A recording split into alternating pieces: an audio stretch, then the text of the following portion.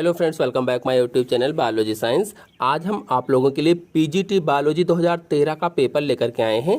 तो चलिए शुरू करते हैं। पहला क्वेश्चन है, जोंक में चूसक पाए जाते हैं। 4 ऑप्शन दिए गए हैं और पूछा गया है suckers of leech are located at. Answer कौन सा सही होगा? आंसर सही होगा इसमें डी वाला, शरीर के अग्र व पश्च सिरे पर, यानी एंटीरियर और पोस्टीरियर एंड ऑफ बॉडी पर। चूसक यानी सकर्स, चूसक को अंग्रेजी में सकर्स बोला जाता है, और अग्र चूसक यानी एंटीरियर सकर, पश्च चूसक यानी पोस्टीरियर सकर होते हैं। नेक्स्ट क्वेश्चन है, जोंक के क्रॉप में कितने कोष्ठ होते हैं? How many chambers are found in the crop of leech. कितने सकर्स होंगे? आंसर सही होगा इसमें डी, 10 सकर्स होते हैं, 10। तो जो जोंक होती है, जोंक में क्राप, जो उसका आहार नाल जोंक का होता है, सबसे बड़ा भाग होता है। क्राप इसके आहार नाल का सबसे बड़ा भाग है, जो कि इसके 9वें खंड से 18वें खंड तक फैला होता है। कहाँ से कहाँ तक? 9वें खंड से 18वें खंड तक। और पूरे क्राप में 10 चैम्बर होते हैं, 10 कोष्ठ होते हैं, और प्रत्येक कोष्ठ एक दूसरे से इन्फेक्टर द्वारा अलग अलग होते हैं, या अलग होते हैं कह लीजिए। नेक्स्ट क्वेश्चन पर आते हैं।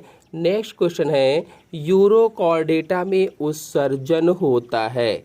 यूरोकॉर्डेटा में उत्सर्जन होता है पूछा गया है। 4 ऑप्शन आपके सामने दिए गए हैं, इसमें से कौन सा ऑप्शन सही होगा? Excretion in urochordates is occurred through. Answer सही होगा इसमें डी वाला, न्यूरल ग्रंथि, पाइलोरिक ग्रंथियों तथा नेफ्रोसाइट्स के द्वारा। आपको बता दें कि यूरोकार्डेटा उपसंघ के प्राणियों में पृष्ठरज्जु का मतलब होता है नोटोकार्ड, केवल इनके लार्वा के पूंछ में उपस्थित होता है। लार्वल टेल होती है, उसमें पाया जाता है।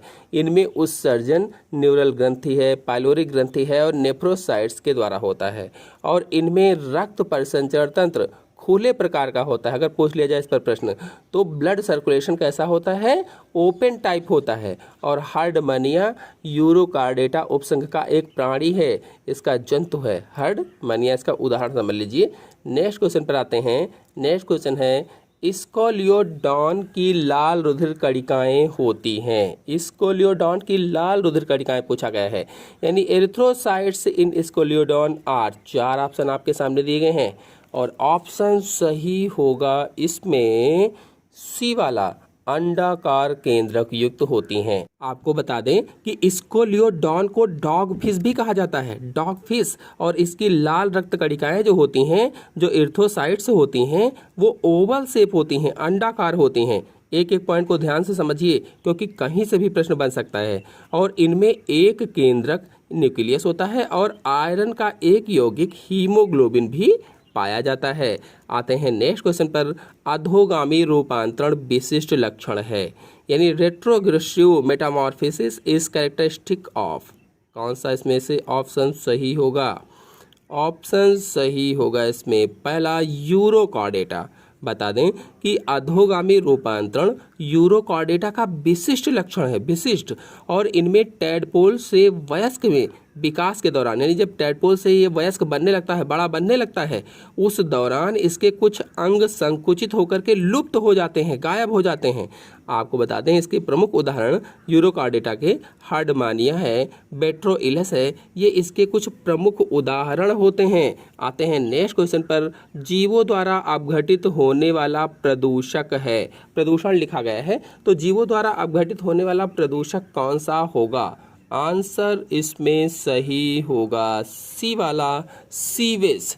बायोडिग्रेडेबल पॉल्यूटेंट इज सीवेज, यानी ऐसे प्रदूषक अथवा ऐसे अपशिष्ट पदार्थ जो सूक्ष्म जीवों द्वारा कुछ ही सप्ताह अथवा कर लीजिए कुछ ही महीनों में अपघटित हो जाते हैं, बायोडिग्रेडेबल प्रदूषक कहलाते हैं। और ये वातावरण में अधिक समय तक अपने मूल स्वभाव में स्थिर नहीं रह पाते हैं, यानी एनवायरनमेंट में अपने मूल स्थिति में स्थिर नहीं रह पाते हैं। उदाहरण के लिए जैसे खाद है, मानव अपशिष्ट है, मल यानी सीवेज है, कागज है, तो ये सभी इसके उदाहरण होते हैं। तो इसमें सीवेज ऑप्शन था, इसलिए सीवेज इसका सही हो जाएगा। आते हैं नेक्स्ट क्वेश्चन पर।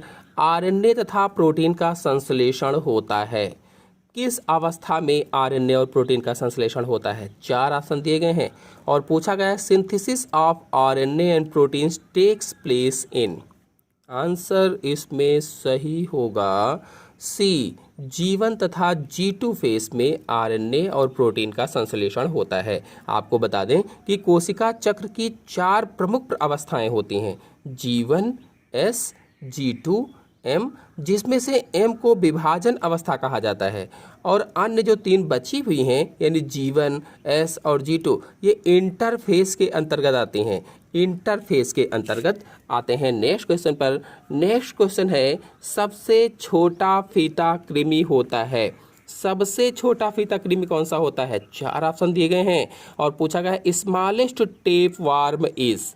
आंसर इसमें सही होगा सी वाला, इकाइनोकोकस। आपको बता दें कि जो इकाइनोकोकस है ये सबसे छोटा फीता कृमि होता है और इसकी लंबाई लगभग में 3 से 6 मिमी तक होती है और इसके प्राथमिक पोषक यानी प्राइमरी होस्ट कुत्ते होते हैं, कुत्ते, डॉग, और यह मानव को भी प्रभावित कर सकता है। आते हैं नेक्स्ट क्वेश्चन पर, हाथी पांव नामक रोग का वाहक है। कौन सा इसमें से हाथी पांव नामक रोग का वाहक होगा यानी vector of elephantiasis disease is. 4 option है आपके सामने। ऑप्शन सही होगा इसमें से सी, संक्रमित क्यूलेक्स मच्छर। देखिए क्यूलेक्स मच्छर भी ऑप्शन में है लेकिन वो सही नहीं होगा क्योंकि अगर वो संक्रमित है तभी होगा, तो इसका आंसर सही होगा कौन सा? सी वाला, संक्रमित क्यूलेक्स मच्छर। आपको बता दें कि हाथी पांव इसको फाइलेरिया रोग भी कहा जाता है, फाइलेरिया रोग, और ये बाउचेरिया ब्रैंकैप्टाई के द्वारा उत्पन्न होता है, बाउचेरिया ब्रैंकैप्टाई जंतु के द्वारा, और इसका वाहक या वेक्टर एक संक्रमित मादा क्यूलेक्स मच्छर होता है, क्यूलेक्स मादा मच्छर होता है। जब यह संक्रमित क्यूलेक्स मच्छर मनुष्य को काट लेता है तो इसका परजीवी जो है बाउचेरिया ब्रैंकैप्टाई, ये परजीवी मनुष्य के शरीर में प्रवेश कर जाता है। नेक्स्ट क्वेश्चन है कौन सी प्रोटीन मनुष्य के शरीर में प्रचुर मात्रा में पाई जाती है? कौन सी प्रचुर मात्रा में पाई जाती है? 4 ऑप्शन दिए गए हैं। ऑप्शन सही होगा इसमें से सी, कोलेजन प्रोटीन मनुष्य के शरीर में प्रचुर मात्रा में पाई जाती है। आपको बता दें कि यह प्रोटीन अंतराकोशिकीय यानी इंटरसेलुलर आधारभूत पदार्थ का निर्माण करती है, इंटरसेलुलर आधारभूत पदार्थ का निर्माण करती है और अस्थियों, टेंडन्स, लिगामेंट्स तथा संयोजी ऊतकों में भी प्रचुर मात्रा में पाई जाती है, चाहे वो बोन्स हो, चाहे वो टेंडन्स हो, चाहे लिगामेंट्स हो, चाहे कनेक्टिव टिश्यू हो, इनमें भी प्रचुर मात्रा में यह पाई जाती है। और आते हैं नेक्स्ट क्वेश्चन पर। नेक्स्ट क्वेश्चन है एम्फिऑक्सिस की भूरी परिवर्धन में अंतर वृद्धि होती है। 4 ऑप्शन दिए गए हैं और पूछा गया है emboli occurs in amphioxus development during. कौन सा ऑप्शन सही होगा? ऑप्शन सही होगा इसमें डी, गैस्ट्रोलेशन में। बताते चलें कि गैस्ट्रोलेशन के दौरान अंतर्वृद्धि यानी एम्बोली प्रक्रिया में मीसोडर्म तथा एंडोडर्म की कोशिकाओं में मार्फोजेनेटिक गति होती है, मार्फोजेनेटिक मोमेंट होता है। आते हैं नेक्स्ट क्वेश्चन पर। नेक्स्ट क्वेश्चन है पेसमेकर हृदय में क्या कार्य करता है? पेसमेकर हृदय में कौन सा कार्य करता है पूछा गया है, तो इसका आंसर सही होगा पहला, हृदय स्पंदन आरंभ करता है यानी रोल ऑफ पेसमेकर इज इनहेयर्ड इज क्या होगा? टू इनिशिएट हेयर बीट, हृदय स्पंदन आरंभ करता है। आपको बता दें कि हृदय में स्पंदन को नियंत्रित तथा आरंभ करता है पेसमेकर। हालांकि यह प्रमुख रूप से धड़कन आरंभ करता है, इसीलिए इसे स्तनियों में नाड़ी केंद्र कहते हैं, नाड़ी केंद्र कहा जाता है या गति निर्धारक भी कहा जाता है। गति निर्धारक को अंग्रेजी में क्या कहते हैं? पेसमेकर कहते हैं, पेसमेकर। आते हैं नेक्स्ट क्वेश्चन पर। नेक्स्ट क्वेश्चन है एस्ट्रोजन हार्मोन का स्रावण नियंत्रित करता है। एस्ट्रोजन हार्मोन का स्रावण क्या नियंत्रित करता है? 4 ऑप्शन आपके सामने दिए गए हैं। Secretion of oestrogen hormone is controlled by. Option सही होगा इसमें पहला, FSH से, FSH से यानी फॉलिकल स्टिमुलेटिंग हार्मोन से, फॉलिकल स्टिमुलेटिंग हार्मोन इसका पूरा नाम होता है। आते हैं नेक्स्ट क्वेश्चन पर। डीएनए में पाया जाने वाला वह कौन सा नाइट्रोजनी क्षार है जिसमें एक वलय संरचना होती है? Which one is DNA nitrogenous base with single ring structure. Option सही होगा इसमें बी वाला, थायमीन। आपको बता दें कि डीएनए में 4 प्रकार के नाइट्रोजनी क्षार पाए जाते हैं, 4 प्रकार के, और ये 2 भागों में बटे होते हैं। पहला प्यूरीन, दूसरा पिरामिडिन। जो प्यूरीन होता है इसके अंतर्गत एडिनिन और ग्वानिन आता है, और जो पिरामिडिन होता है इसके अंतर्गत साइटोसिन और थायमीन आता है। जो यूरेसिल है ये यूरेसिल आरएनए में होता है, आरएनए में, यानी डीएनए में थायमीन और उसकी जगह पर आरएनए में यूरेसिल पाया जाता है। आते हैं नेक्स्ट क्वेश्चन पर। स्तनी के भ्रूण में एलेंटायस का कार्य है। 4 ऑप्शन दिए गए हैं और पूछा गया है allantois of the mammalian embryo helps in. कौन सा ऑप्शन सही होगा इसमें? ऑप्शन सही होगा इसमें बी, उत्सर्जन अथवा एक्सक्रीशन का कार्य होता है। आते हैं नेक्स्ट क्वेश्चन पर। पक्षियों के सबसे छोटे पंख कहलाते हैं। सबसे छोटे पंख क्या कहलाते हैं? आंसर इसमें कौन सा सही होगा? Smallest feathers in birds are known as. Answer सही होगा इसमें पहला, फ्लोप्यूमे कहलाते हैं, फ्लोप्यूमे। और फ्लोप्यूमे को बाल पंख भी कहा जाता है, बाल पंख एवं पिन पंख भी इन्हीं को कहते हैं, बाल पंख अथवा पिन पंख। और ये पंख छोटे, कोमल एवं बाल जैसे होते हैं, जैसे बाल होते हैं। और वयस्क कबूतर में कोमल पर की अनुपस्थिति के कारण फ्लोप्यूमे पंख को ही सबसे छोटा पंख माना जाता है, सबसे छोटा पंख। नेक्स्ट क्वेश्चन पर आते हैं। वाउचेरिया ब्रैंकैप्टाई का लार्वा है। वाउचेरिया ब्रैंकैप्टाई का लार्वा कौन सा है? लार्वा वाउचेरिया ब्रैंकैप्टाई इज। आंसर इसमें सही होगा पहला, माइक्रोफाइलेरिया लार्वा, माइक्रोफाइलेरिया। बता दें कि वाउचेरिया ब्रैंकैप्टाई का लार्वा माइक्रोफाइलेरिया है और यह अल्प विकसित शिशु प्रावस्था में होता है, अल्प विकसित शिशु प्रावस्था में। और वाउचेरिया एक परजीवी है, हर एक पॉइंट को ध्यान से समझेंगे। परजीवी है जो फाइलेरिया या एलिफेंटिएसिस रोग उत्पन्न करता है। कौन सा रोग? हाथी पांव नामक रोग, जिसको एलिफेंटिएसिस कहा जाता है। आते हैं नेक्स्ट क्वेश्चन पर। जेनेटिक ड्रिफ्ट होती है। 4 ऑप्शन दिए गए हैं, छोटी जनसंख्या, बड़ी जनसंख्या, आइलैंड जनसंख्या, मेंडेलियन जनसंख्या।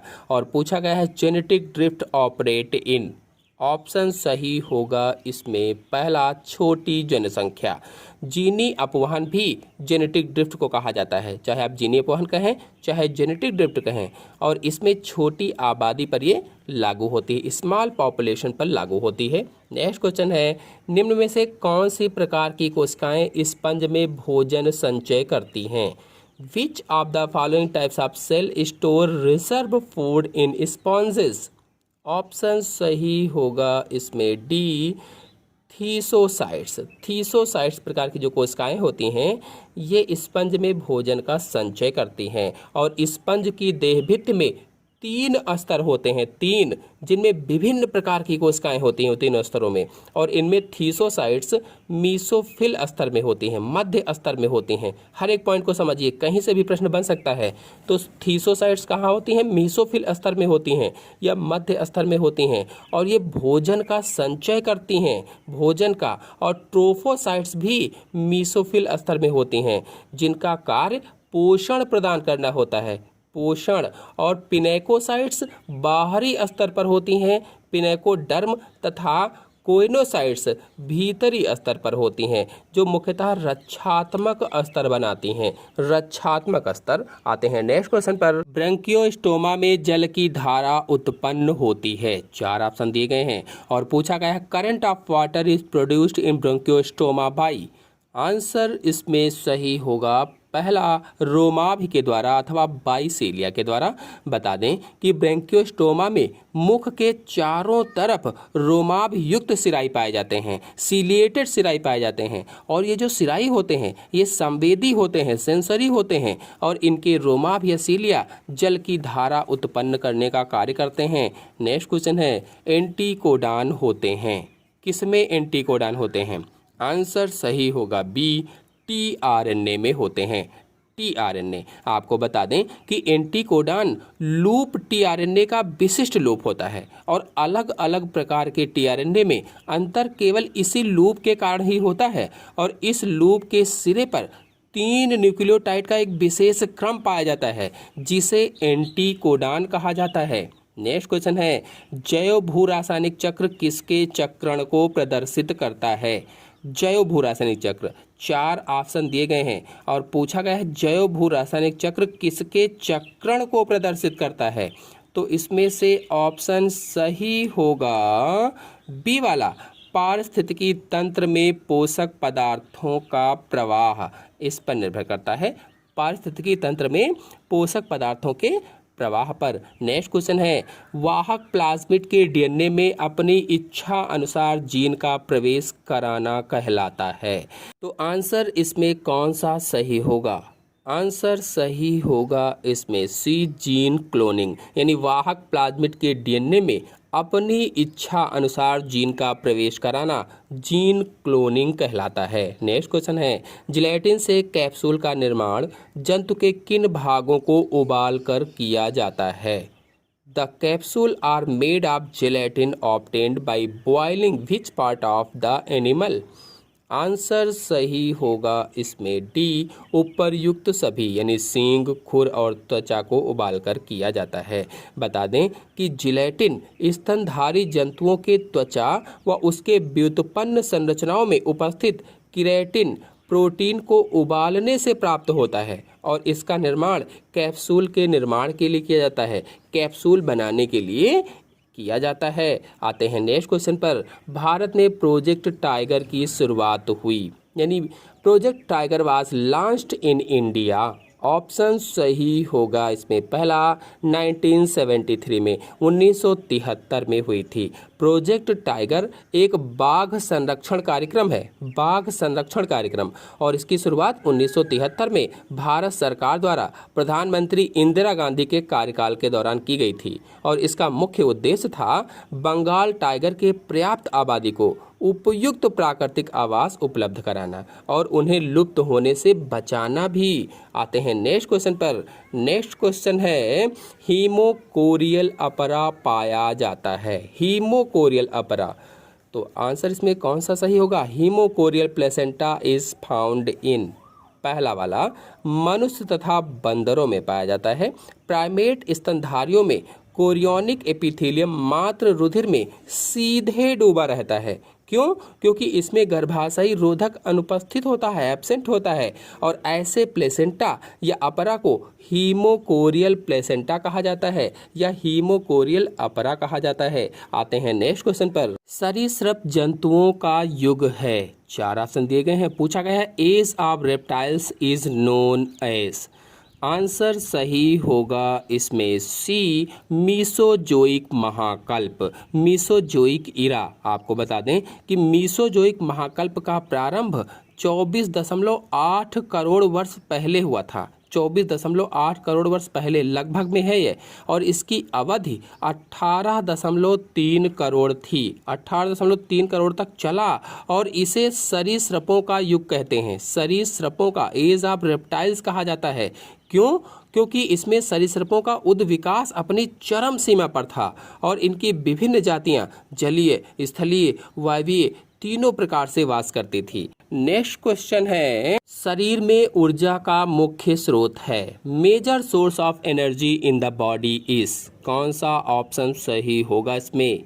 ऑप्शन सही होगा बी, कार्बोहाइड्रेट ऊर्जा का मुख्य स्रोत होता है, यानी शरीर में ऊर्जा का मुख्य स्रोत कार्बोहाइड्रेट। क्यों? क्योंकि शरीर में ऊर्जा की कमी होने पर सबसे पहले कार्बोहाइड्रेट का उपयोग होता है, फिर वसा का ऑक्सीकरण होता है और ऑक्सीकरण के द्वारा ऊर्जा उत्पन्न की जाती है, और सबसे अंतिम चरण में बात की जाए तो अंतिम चरण में प्रोटीन का उपयोग ऊर्जा के लिए किया जाता है।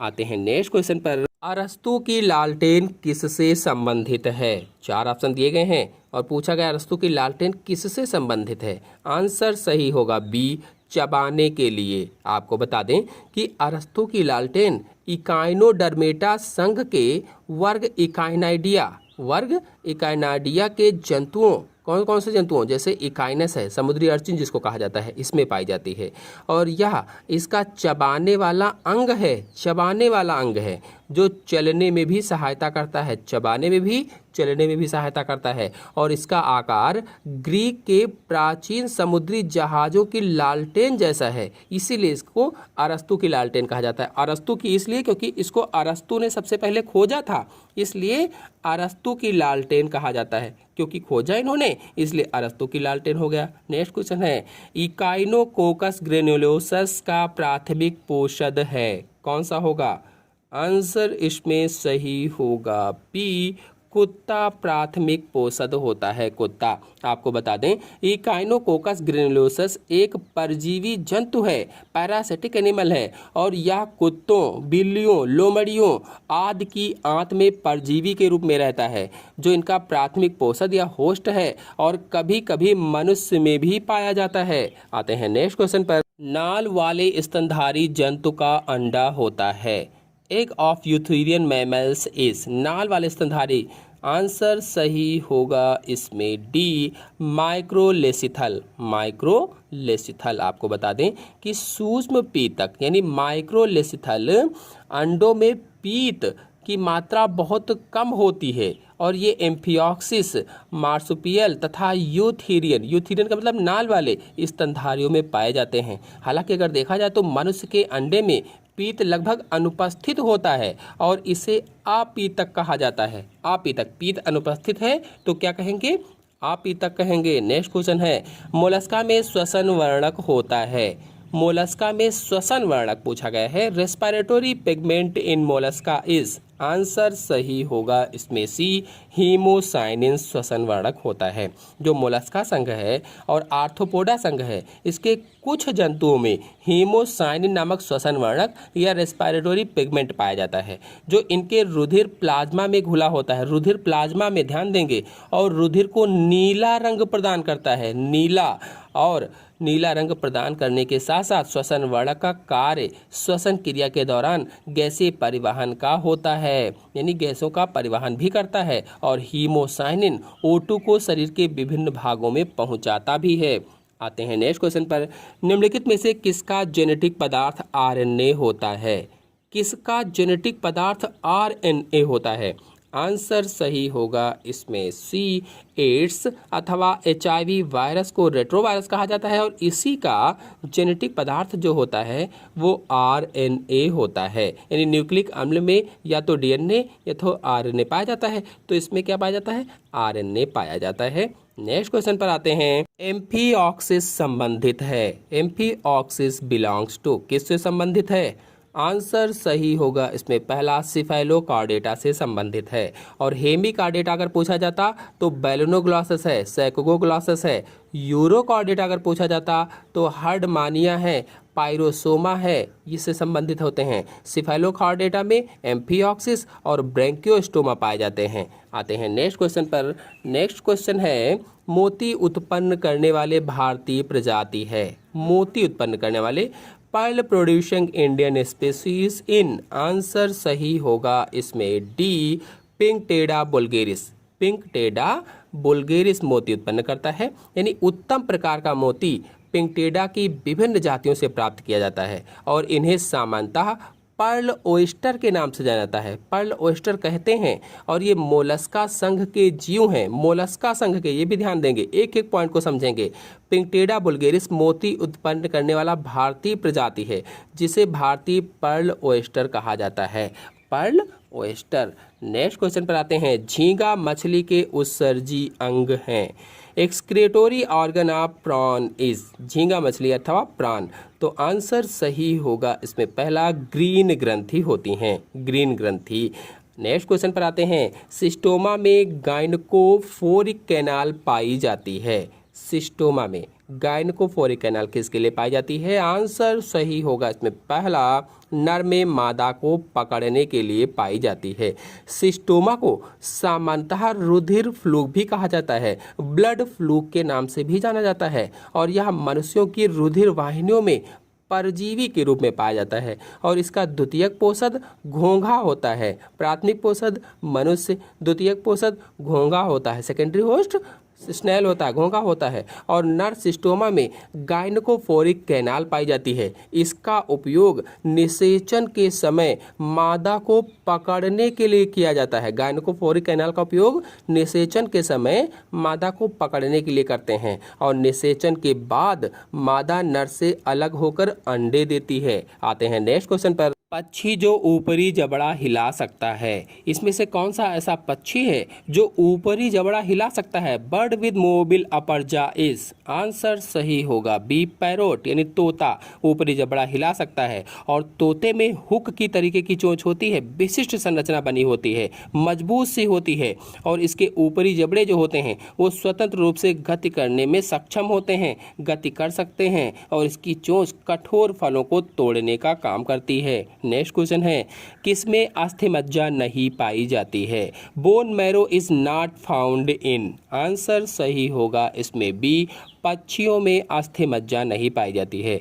जो पक्षी होते हैं, पक्षियों के अंतःकंकाल हल्के लेकिन मजबूत तथा बिना एपिफाइसिस के होते हैं। इनकी जो अस्थियां होती हैं, जो बोन्स होती हैं, न्यूमेटिक होती हैं, अर्थात वातिल और छिद्र युक्त होती हैं। इनमें अस्थिमज्जा अथवा बोन मैरो का अभाव होता है। अगर वो होगा तो उसमें भरा होगा ब्लड, तो वो नीचे आ जाएंगी, वजन हो जाएगा। और उदाहरण के लिए कबूतर, हंस, गौरैया इसके प्रमुख उदाहरण होते हैं। आते हैं नेक्स्ट क्वेश्चन पर। नेक्स्ट क्वेश्चन है, डीएनए पॉलीमरेज का संबंध है। डीएनए पॉलीमरेज का संबंध किससे है?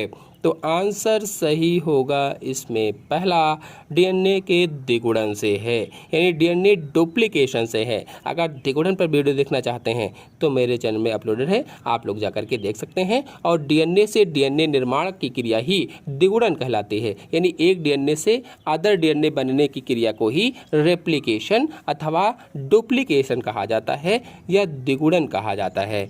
नेक्स्ट क्वेश्चन पर आते हैं, ह्यूमोटीन हार्मोन। आते हैं नेक्स्ट क्वेश्चन पर। नेक्स्ट क्वेश्चन है, रूबर कोशिकाएं पाई जाती हैं। Cell of rubber are found in answer सही होगा इसमें पहला खरगोश में रूबर कोशिकाएं पाई जाती हैं।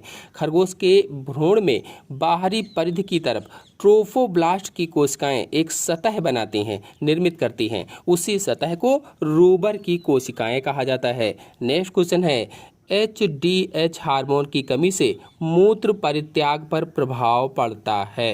HDH due to deficiency of ADH hormone rate of urination answer सही होगा इसमें बी बढ़ता है। आपको बता दें कि पीयूष ग्रंथि अथवा पिट्यूटरी ग्रंथि से स्रावित होता है हार्मोन। HDH जो हार्मोन है, यानी एंटी ड्यूरेटिक हार्मोन जो है, HDH का पूरा नाम एंटी ड्यूरेटिक हार्मोन, यह हार्मोन पीयूष ग्रंथि अथवा पिट्यूटरी ग्रंथि अथवा मास्टर ग्रंथि से स्रावित होता है। और यह इसके अल्पस्रावन से मूत्र परित्याग बढ़ जाता है और इस अवस्था में बहुमूत्रता रोग हो जाता है या पॉलीयूरिया रोग हो जाता है। और इस रोग को डायबिटीज इंसिपिड्स कहा जाता है। डायबिटीज इंसिपिड्स। आते हैं नेक्स्ट क्वेश्चन पर। सर्प किसके प्रति संवेदी होते हैं? 4 ऑप्शन दिए गए हैं और पूछा गया snakes are sensitive to answer सही होगा बी भूमि द्वारा उत्पन्न कंपन के प्रति संवेदी होते हैं। भूमि में जो कंपन उत्पन्न होते हैं उसके प्रति संवेदी होते हैं। आपको बता दें कि सर्प हवा के द्वारा उत्पन्न कंपन या आवाज सुन नहीं सकते हैं, क्योंकि इनके कान जो होते हैं, कान में बाह्य छिद्र नहीं होते हैं। बाह्य छिद्र टिम्पैनिक कला, यूस्टेशियन कैनाल तथा मध्य कर्ण गुहा अनुपस्थित होते हैं, बिल्कुल होते ही नहीं हैं। और सर्प में अंतःकर्ण एवं काल्युमेला ऑरिस उपस्थित होता है और यह भूमि द्वारा उत्पन्न कंपन सुन सकता है, लेकिन बाहरी आवाज को सुन नहीं सकता है। और अधिक जानकारी के लिए आप मेरे चैनल से सांप पर 3 वीडियो अपलोडेड हैं, आप जाकर के देख सकते हैं, समझ सकते हैं। नेक्स्ट क्वेश्चन है, द्विध्रुवीय तंत्रिका कोशिकाएं पाई जाती हैं। द्विध्रुवीय तंत्रिका कोशिकाएं किस में पाई जाती हैं? तो आंसर सही होगा इसमें सी रेटिना में पाई जाती हैं द्विध्रुवीय तंत्रिका कोशिकाएं। आँख अथवा रेटिना पर पूरी जानकारी के लिए मेरे चैनल से आई वाला वीडियो आप देख सकते हैं, अच्छे से समझाया हुआ है और आँखों पर जो जो रोग होते हैं उसको भी डिटेल से समझाया हुआ है। बल्कि जो लोग TGT PGT की तैयारी कर रहे हैं, अन्य कॉम्पिटिशन की तैयारी कर रहे हैं, उसमें अगर बायो आती है तो अपने सिलेबस के अनुसार कोई भी वीडियो आप जाकर के हमारे चैनल से देख सकते हैं। 800 से अधिक वीडियो NCERT के 9 से लेकर 12 के क्लासों के अपलोडेड हैं, आप लोग जाकर के समझ सकते हैं, देख सकते हैं। आते हैं नेक्स्ट क्वेश्चन पर। एंट अमीबा हिस्टोलिटिका में होती है। एंट अमीबा हिस्टोलिटिका हैस क्या होती है? आंसर सही होगा इसमें डी, संकुचित धानी अनुपस्थित होती है। संकुचनशील धानी कोशिका में परासरण नियंत्रण का कार्य करती है और एंट अमीबा हिस्टोलिटिका एक परजीवी प्रोटोजोआ है जो कि मनुष्य की आंत में रहता है। तो इसके चारों ओर मनुष्य की आंत का कोलन होता है जो इसकी कोशिका से आइसोटोनिक होता है और इसे संकुचनशील धानी की कोई आवश्यकता ही नहीं होती है, इसीलिए इसमें संकुचनशील धानी अनुपस्थित होती है। नेक्स्ट क्वेश्चन है, मलेरिया परजीवी के जीवन चक्र में साइजॉन्ट अवस्था पाई जाती है। Schizont stage in the life cycle of malaria parasite found in. Answer सही होगा इसमें बी, मानव के लाल रुधिराणुओं में, एर्थोसाइट्स ऑफ मैन में। यदि आप लोग मलेरिया परजीवी का जीवन चक्र समझना चाहते हैं, देखना चाहते हैं, तो चित्र सहित मेरे चैनल में अपलोडेड है, आप लोग जाकर के देख सकते हैं। नेक्स्ट क्वेश्चन है, अंडाणु का वह स्थान जहां से शुक्राणु प्रवेश करता है कहलाता है। The region where sperm enter the ovum is called. Answer सही होगा इसमें पहला, प्रवेश कोण कहलाता है। प्रवेश कोण, और प्रवेश कोण किसे कहते हैं?